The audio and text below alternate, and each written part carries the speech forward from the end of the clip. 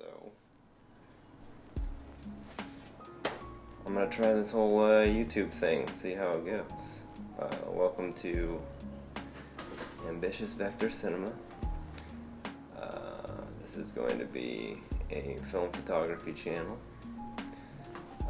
And today, for my first video, I'm going to be describing to you how to develop 35mm film at home. So it's going to be pretty fun. I started shooting film probably about a year and a half ago. I'd always wanted to ever since I was a kid. I always wanted to learn how to shoot analog. And I was at a pawn shop and saw a film camera for about 40 bucks. This FTB QL just sitting there. And at that moment I decided that I was gonna buy it, shoot a roll, and see if it was for me. And I did, and I got the rolls back, and I fell in love. What you're gonna need is obviously a camera. You can get a point and shoot camera for pretty cheap, usually about like 10 bucks somewhere at a garage sale or whatever, or certain EOS film cameras are probably about 10 bucks at garage sales, or you can find them on Etsy. Get a camera and get some film. You can get film still at CVS, Walgreens, certain Walmarts will have film, not all of them. Walgreens tends to have like Kodak films, cheap budget films, and CVS will have like your Fuji. So if you want to take it to the next level, you can go to filmphotographyprojectstore.com, and they have the best film prices in the game, and that's where I get my more professional level film. So what you'll also need is a film development tank. These usually cost about like 40 bucks.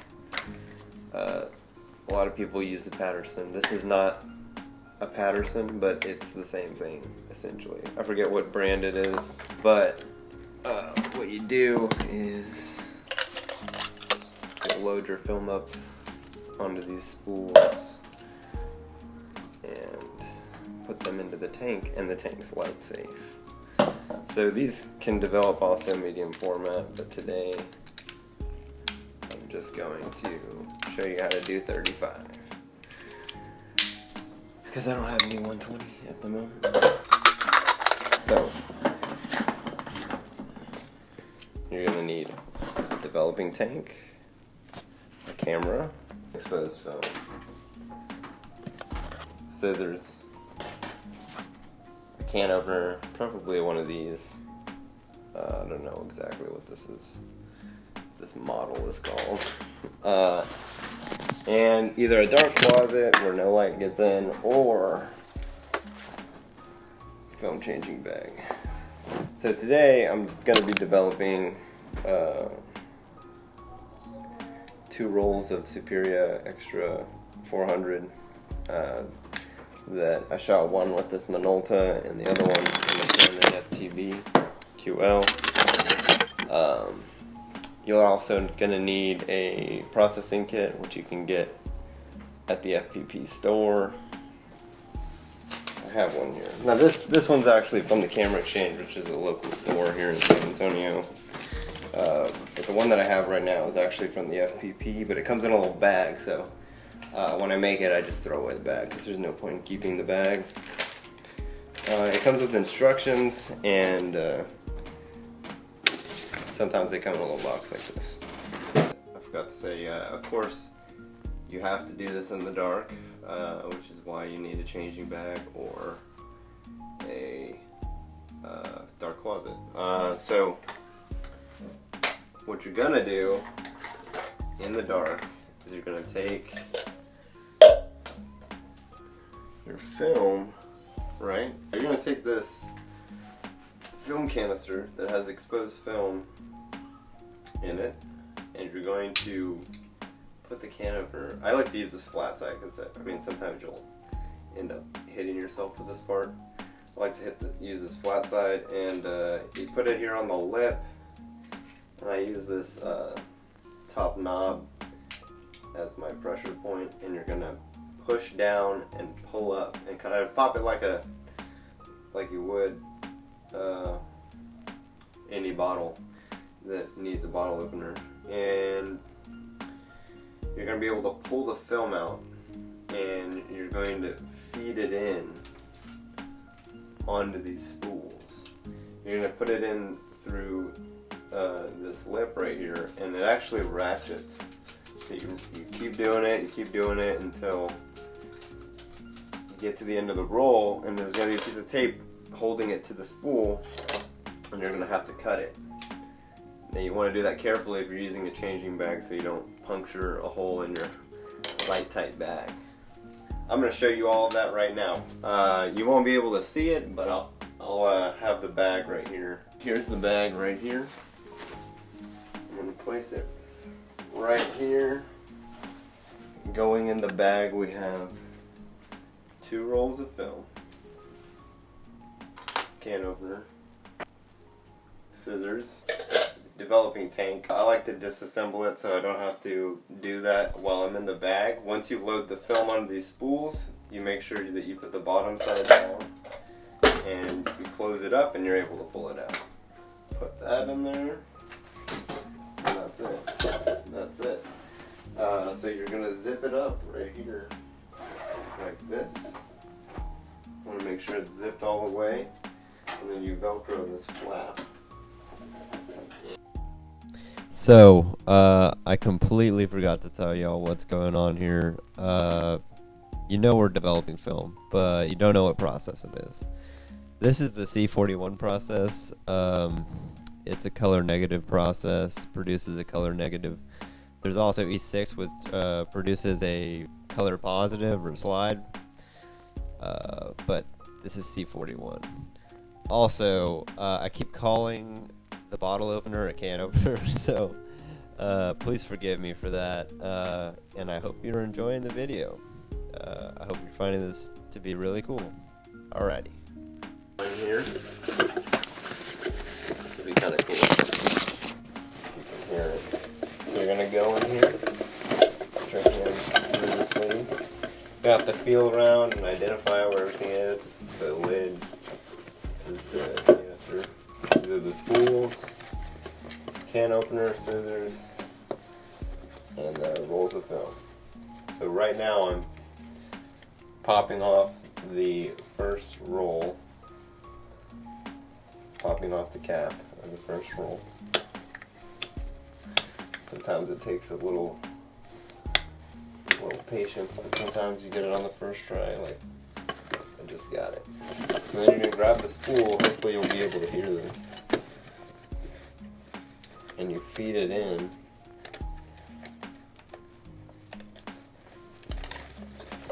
and then you're just able to ratchet the film on. I think it's pretty cool. There's nothing like that feeling when you pull the negatives off of the spool for the first time, and you can see them. There's nothing that beats that feeling.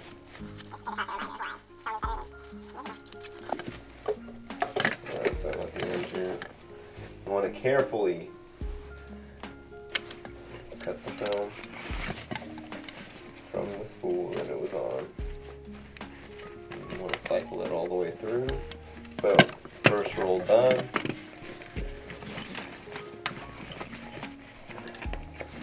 Make sure you put the stuff in a spot where you're more or less going to remember where it is, otherwise you're going to be digging around for it for a while. Like boom.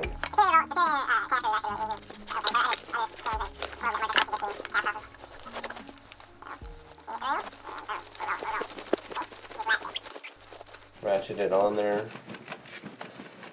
Now these are both 36 exposure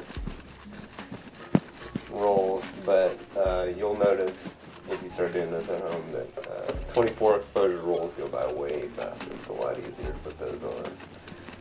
Sometimes if it's too humid or if the film doesn't want to cooperate, you'll hear like a crunching sound. Don't force it in the roll, just take it apart and redo it. That's what I would advise to do, or you're gonna lose some of your negatives probably.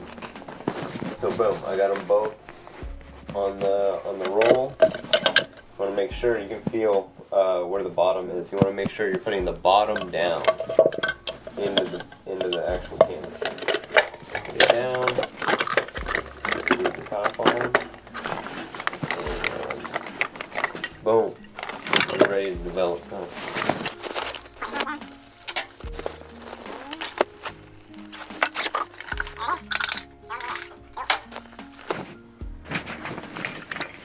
These are the bones of the film.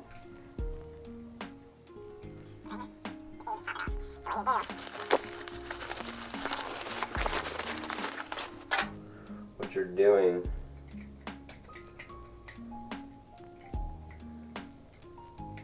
in the bag is you're putting this on the lip. You can see where I did it. There's a little indent in there. And you're pushing down and popping off this top part that's holding the spool in there. And you pull it out, and this thing is the thing that you're using to ratchet off. And when you get to the end, Alright, now it's time to warm up your chemicals, which we're going to do right here. You're going to want to have a thermometer, a couple funnels. Make sure you have at least two. You don't want to mix your Blix and your developer. If the Blix gets in the developer, then your film's going to be ruined. So you don't want to do that.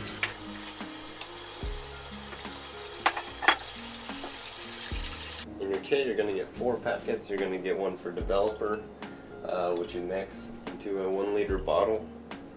I like to use glass because I don't know. I don't really support plastic products. So you're going to want to label them. I put a D on this one. This is your Blix.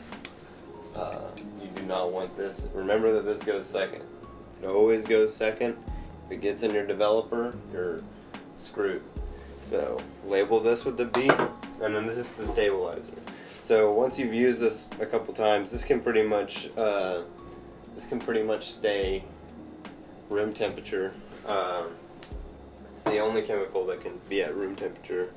And when you're heating up your developer in Blix, you're going to want to heat it up to 103 degrees. So we're going to let it do that. So these are sitting in a 124 degree bath. You're going to want to watch them. You don't want your developer to get too hot, because then things will be problematic for you. You might get some grainy negatives, or you might get weird color casts. But yeah, pretty much you're just going to wait. Checking every now and then, shaking them up.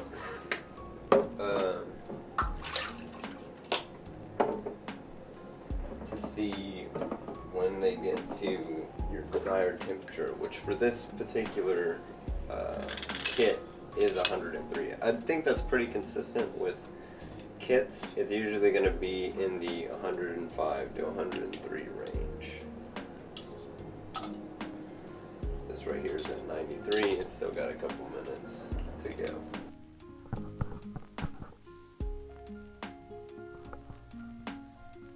So you're going to want to pre-soak your film. The instructions say tepid water, but I typically try to keep it the same temperature as the developer, so right around like 102 to 105 Fahrenheit. And you're going to want to let it sit for about a minute and then dump it out. Don't freak out if it's like a weird color. That's just normal. So once your chemicals are up to temperature, you're going to start pouring it in. You're going to agitate for the first like 30 seconds, and then for for 5 seconds every 30 seconds after that for about 3.5 minutes. So once you're done with that, I like to rinse it out. You don't have to, but I like to rinse it out at least once before I put the Blix in. Blix is bleach and fix. Same thing, you're gonna agitate for the first like 15 seconds, and then every 30 seconds you'll agitate for 5 seconds for 6.5 minutes this time. And after you're done with the Blix stage, it's light safe. So you can take it out and it can be exposed to light, it's good. And you're gonna wash it out for probably about 3 to 5 minutes, depending on what your preference is. I usually do it for about like 5 minutes. And then after that, you're gonna do the stabilizer. This is just gonna stabilize any chemical reaction that's happening. You're gonna agitate for the first 15 seconds, and then leave it in for about another 15, and then you can take it out. And then, boom! Your images are there. There is absolutely nothing like this feeling. Pulling your negatives off for the first time is just incredible. And it never gets old. And honestly, there's nothing like it. So until you try it, you're not going to know what it feels like. So you better start developing. After you do this, you're going to want to let them hang up. You're going to hang them up. I use a tack and like some clips on the bottom. You're going to let them sit for about 2 hours, 2.5 hours until they're dry. Once they're dry, you'll be able to scan them. I use a V5500 Epson, and this is how they turned out.